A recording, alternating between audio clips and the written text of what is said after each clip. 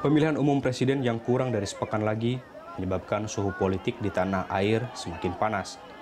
Segala daya dan upaya dilakukan para peserta Pilpres demi menarik simpati pemilih untuk memberikan suaranya pada 9 Juli mendatang. Para peserta Pilpres tak jarang mengeluarkan jurus kampanye negatif yang menyudutkan lawan politiknya. Seperti yang disebutkan oleh Capres nomor urut 2 yang menyebutkan pasangan nomor urut 1 terdiri dari sejumlah mafia di berbagai bidang. Mau pilih yang diminta jelas, orang-orangnya jelas kan.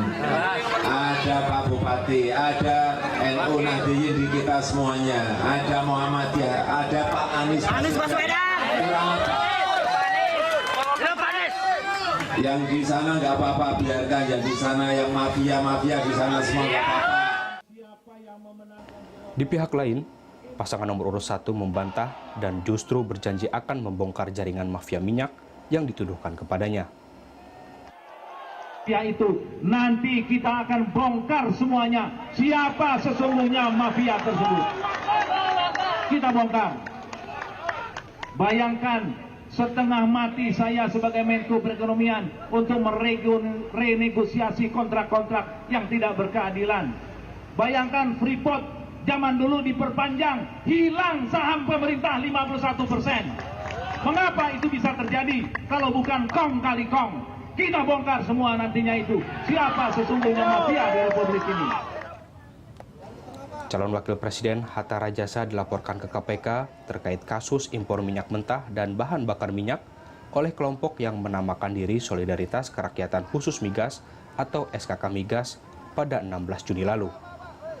Hatta dituduh terlibat dalam mafia minyak karena kedekatannya dengan pemilik Global Energy Resources, Muhammad Riza Khalid, yang dianggap telah mengendalikan arus impor minyak dan gas di tanah air.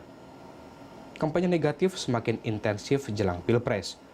Bawaslu mencatat selama sebulan sejak Juni lalu, Bawaslu sudah menerima 34 laporan pelanggaran kampanye dari 2 pasangan Capres-Cawapres dan 25 laporan diantaranya sudah ditangani Bawaslu. Dan untuk membahas kampanye negatif jelang Pilpres sudah hadir di studio kami di Berita 1, yaitu anggota tim sukses pemenangan Prabowo Hatta, Ramson Siagian. Selamat pagi, Pak Ramson. Pak Ramson, bagaimana Anda menyikapi mengenai kampanye negatif dan kali ini menyerang Cawapres Hatta Rajasa dan disebutkan dekat dengan mafia migas? Ini bagaimana akhirnya? Seharusnya calon presiden nomor 2 jangan langsung beliau yang mengungkapkan atau menyampaikan mengenai kata-kata yang tendensius. Karena di televisi kita lihat, di Berita 1 kita lihat bahwa Pak Jokowi mengatakan mafia di sana. Itu kan tendensius. Kalau ada bukti langsung dilaporkan ke KPK, ke Polri dan ke Kejaksaan Agung. Jadi itu pernyataan dari calon presiden nomor 2 itu tendensius saya lihat karena panik. Bahwa panik memang belakangan ini tren elektabilitas dari Capres nomor 2 trennya menurun, tren dari elektabilitas Capres nomor 1 naik sehingga sudah terjadi cross. Ini saya lihat secara psikologis. Kembali soal mafia itu perlu dibuktikan oleh yang menyampaikan tersebut. Terus yang kedua, kalau soal BBM ini memang kita mengimport BBM, mengimport juga minyak mentah. Memang secara agregat kita mengimport sekitar 600.000 barel per hari. Itu sebabnya karena lifting atau produksi minyak mentah kita itu jauh di bawah konsumsi BBM, baik apalagi kalau dikombinasikan BBM bersubsidi dan non subsidi. BBM bersubsidi aja konsumsi kita sekitar 820.000 barel per hari bersubsidi. Karena itu kuotanya itu 48 juta kiloliter. Nah, jadi sekitar 820.000 barel per hari. Sementara lifting kita hanya sekitar 800.000 barel per hari. 800.000 barel per hari itu bukan net untuk jatahnya pemerintah. Sesudah dikurangi cost recovery dari kontraktor minyak yang menggali minyak dari bumi Indonesia. Karena itu dengan ada cost recovery. Sesudah dipotong cost recovery, dipotong lagi bagian dari kontraktor minyak tersebut sekitar 15%. Jatah pemerintah netnya hanya sekitar 520.000 barel per hari.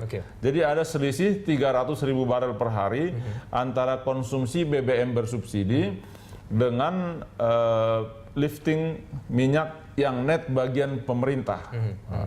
Jadi itu tentunya selisih itu diimport. Jadi penyebabnya itu karena lifting atau produksi minyak kita memang sejak tahun 2004 cenderung menurun. Tahun 2004 dari dulu 1,2 juta barel per hari, sekarang sekitar 800.000 barel per hari. Itu pun kadang-kadang tidak sampai 800.000, hanya 750 per hari. Pak Ramson, karena tadi sudah menyebutkan mengenai impor, ini yang disebutkan bahwa banyaknya mafia migas di situ karena kita harus mengimpor begitu banyak BBM dari luar. Jadi ini menguntungkan importer itu. Anda mengakui tidak sih sebetulnya memang ada nih mafia migas di pemerintahan? Kalau import minyak jelas ada.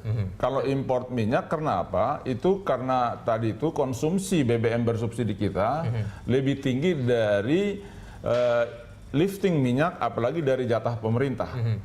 Jadi otomatis ada diimport. Soalnya mengenai kalau disebut bahwa itu disengaja, itu tidak mungkin. Karena itu soal kebijakan pemerintah, bagaimana bahwa menurunnya lifting minyak itu memang karena kelemahan strategi pemerintah, sehingga kita punya cadangan minyak kita itu tidak bisa diproduksi secara optimal. Itulah nanti memang strateginya nanti Presiden insya Allah terpilih Prabowo Subianto sama Wakil Presiden Hatta Rajasa untuk bagaimana mengoptimalkan pertama agar lifting minyak meningkat, sehingga semua kontraktor-kontraktor minyak yang punya blok-blok minyak akan mengelola secara optimal, akan diberikan insentif kebijakan yang mendukung, tetapi dengan bagian pemerintah yang lebih besar, sehingga nantinya bagian pemerintah akan jauh lebih besar, sehingga selisih antara konsumsi BBM bersubsidi dengan bagian pemerintah akan lebih mengecil. Itu satu sisi. Sisi kedua nanti akan membangun infrastruktur untuk konversi BBM ke gas. Terus ketiga, strategi nanti capres nomor 1 untuk meningkatkan energi alternatif. Nah, jadi kalau ini terjadi, otomatis mempersempit, mungkin nanti tidak perlu lagi import minyak. Itu satu strategi yang paling pas, paling tepat untuk meminimalisir isu-isu mengenai mafia minyak. Ini berarti Anda membantah betul kalau sebetulnya... Oh, itu membantah. Baik, kalau menurut Anda memang kampanye negatif ini yang kemudian dihembuskan oleh beberapa pihak ini sudah jelas ini tidak sesuai dengan etika. Nah, ini menurut Anda bagaimana akhirnya dampaknya kampanye negatif? Ya, ini memberikan pendidikan politik yang tidak baik kepada rakyat. Jadi ini tendensius, tetapi rakyat ini kan sekarang makin cerdas. Kalau dikatakan hanya di kota yang cerdas juga tidak. Saya di daerah pemilihan saya Kabupaten Pekalongan, Kabupaten Pemalang dan Batang, itu saya sering ke desa-desa, itu di desa-desa itu rakyat udah cerdas. Jadi bisa melihat mana yang artinya pencitraan, terus yang tendensius, mereka bisa tahu gitu.